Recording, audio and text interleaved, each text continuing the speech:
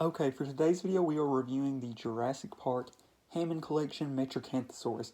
This is a figure I'm super excited to review, so let's just get right into it. So, I picked this figure up at Target. They also had the Corythosaurus, and I debated for a little bit about getting it. But I ended up just getting the Metriacanthosaurus. Very happy with it, though.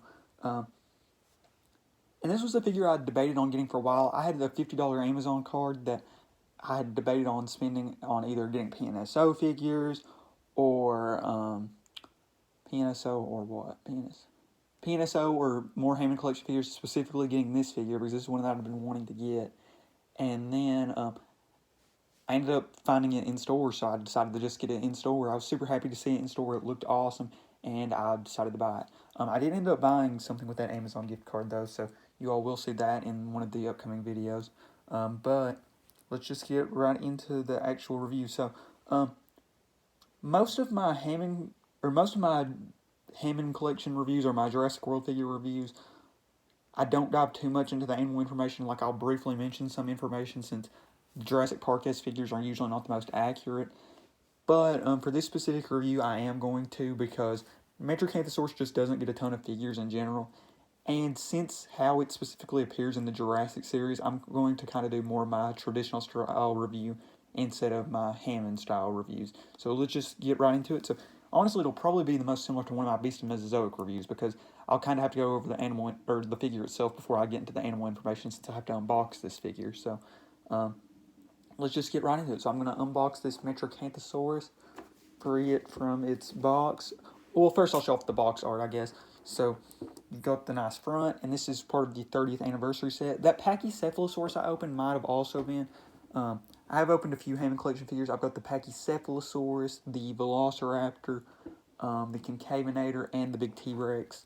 So this is the back. So yeah, this is the only scene that I can really remember Metriacanthosaurus being in is just the DNA scene, where there's literally just the DNA, and one of the DNA files happens to say Metriacanthosaurus. So that's really the only scene it's in. And then we've got some more artwork. But yeah, we'll just unbox this figure right now. Super excited to get him out of the box. I've had this figure in the box for a little bit now.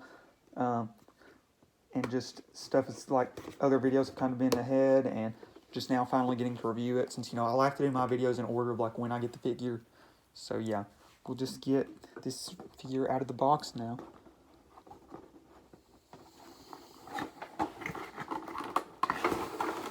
Okay, comes out nice and easy. Yeah, this figure looks great. It looks really well sized too. Okay. The front half comes out of the box without having to use any scissors or anything. But I do happen to have some scissors on me just for this specific situation, so we'll clip him out.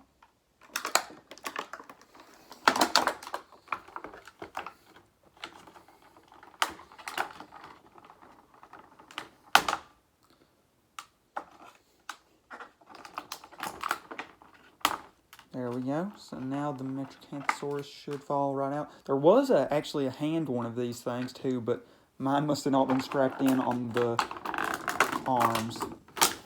Oop.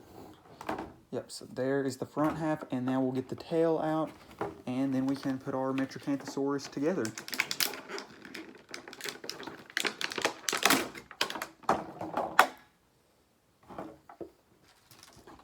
I hope the noise on getting this out of the box wasn't too bad for you all.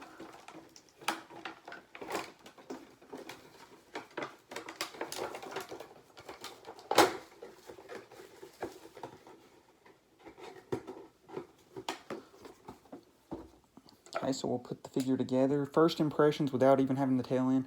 Really liking this figure so far.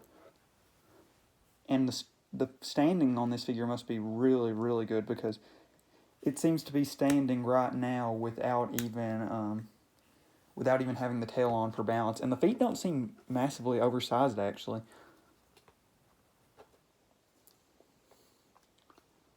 So we'll try to get it in a little pose.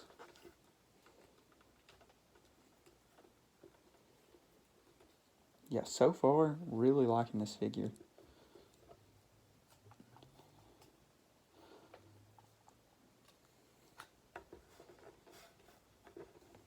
so far the only thing I'm not loving about this figure is the feet. Even though, like I said, they're not super big, it's just kind of struggling to get it in a pose that I really like. Okay, I'm good with that. Oh, but one thing, mine, I don't know if this is on everybody's, but mine specifically, I can't do like the full mouth open look because my head on mine drops down, so this might be one we just keep the mouth closed on. That is kind of unfortunate, but I still think this figure looks really good even with the mouth closed. But yeah, this figure looks awesome out of the box. Like I said, the only really big problem I'm having with mine is just the fact that the mouth won't stay open on mine. Oh, well, maybe it will. Oh. It might be one that if I like can sit it somewhere and I'm comfortable with it, I might can get it to stay for a little bit. Maybe if I could angle it, I don't know.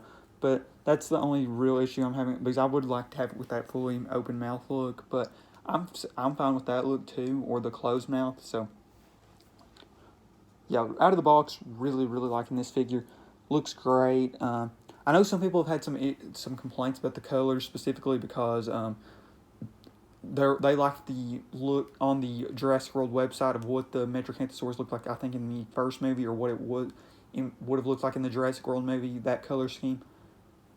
But personally, I do really like this color scheme. I don't know if I would have liked the other one better, but I do really like this one. And I do want to compare it to one other Hammond Collection figure really quickly, the Concavenator. And even though these figures are in the same size scale, the Metriacanthosaurus seems a lot bigger, actually. Like, this seems almost like a medium size, and this seems like a smaller size. Like, it just seems a lot taller, and maybe it's just the leg. It's probably just the leg position, but the head seems a lot bigger. I don't know, this just overall seems like a bigger figure. Yeah, I just think that this is... And like I said, it might just be due to the pose. I have the Concavenator, and both of these Allosauroid members are awesome, but honestly, I think I like the Metriacanthosaurus better than the Concavenator, and I actually really love that Hammond Collection Concavenator. But now we'll just do my animal information. But like I said, this figure is great out of the box, really great. And if you like the Hammond Collection, this is definitely a nice piece to get. And if you're like a first-time Hammond Collection person, this could be a really good starting piece because it's not that expensive. It's like right around $20. But I'm really loving it so far. Like I said, the only issue I'm having is I just can't get mine's head to stay exactly how I want so far. So for animal information, Metriacanthosaurus is a Metriacanthosaur theropod related to other Metriacanthosaurs like Sinraptor, and the Yangchuanosaurus. So those are the big three Metriacanthosaurs. Like Sinraptor and Yangchuanosaurus, the Metriacanthosauridae group is in the Allosauroidea group. And Metriacanthosaurs in general are very similar to allosaurs. Have similar body schemes, probably similar roles in their environment, and just, like I said, they look very similar, probably did similar things in their environment. Just a very similar group of dinosaurs that are pretty closely related. Allosaurus specifically is probably very closely related to Metriacanthosaurs, just because it's kind of like the main Allosauroid group. I mean, it's what the Allosauroids are named after, but it has a lot of shared traits with all of the dinosaurs in that group, from the Neovenators to the Carcharodontosaurs to the Metriacanthosaurs and the other allosaurs.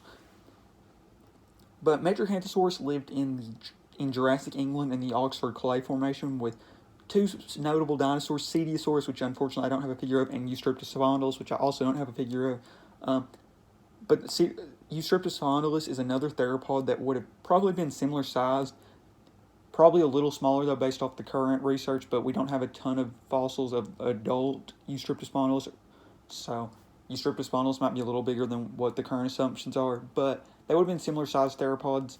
But Metriacanthosaurus looks to be the bigger of the two right now, so Metriacanthosaurus might have been the apex predator on the land, but in the water, we had Liopluridon also in this formation. In the Oxford Clay Formation, Liopluridon lived in the water, so this formation is clearly very close to the ocean. Part of this formation is in the ocean.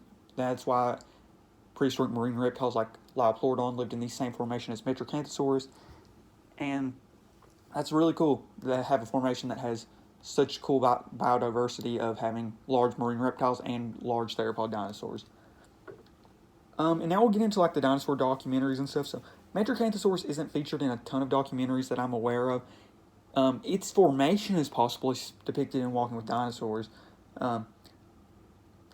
because that formation in Walking with Dinosaurs contains Liopleurodon and Eustreptosaurus, but Metriacanthosaurus I don't believe is depicted in the episode. But Metriacanthosaurus, like I said, mentioned in the Jurassic Park series, its only real appearance is in the DNA scene where Dennis Edry's like stealing the DNA, and you see specifically the Metriacanthosaurus DNA. So, unfortunately, Metriacanthosaurus doesn't have a ton of appearances, even though it is in the Jurassic series. But overall, I really, really love this figure. It's one of my favorites in the Hammond collection that I have. I think it probably is my favorite that I so far have opened in the Hammond collection that I own. I'll put links to the videos of the other ones I've opened and reviewed, but I definitely prefer this one to the Velociraptor, the Pachy, or even the Dilo. And I even prefer this one to the Concavenator. I think this is like the perfect size Hammond collection figure. It's not too big where it takes up a ton of space, and it's not too small where it's just a smaller figure. I think this is about the perfect size for a good dinosaur figure. So I really, really love this figure. Can't recommend it enough, especially considering the lack of Metriacanthosaurus figures that are good. Like some of the other Jurassic series Metriacanthosaurus figures are pretty ugly, I'll just be honest. But this one looks great. It's got all the posability and stuff of a nice Hammond collection figure, and it just looks awesome. So I would definitely recommend getting this figure if you can get it. And I think that's going to be it for the video. Thank you all so much for watching. I'm out. We'll have some more Hammond collection stuff on the channel coming soon.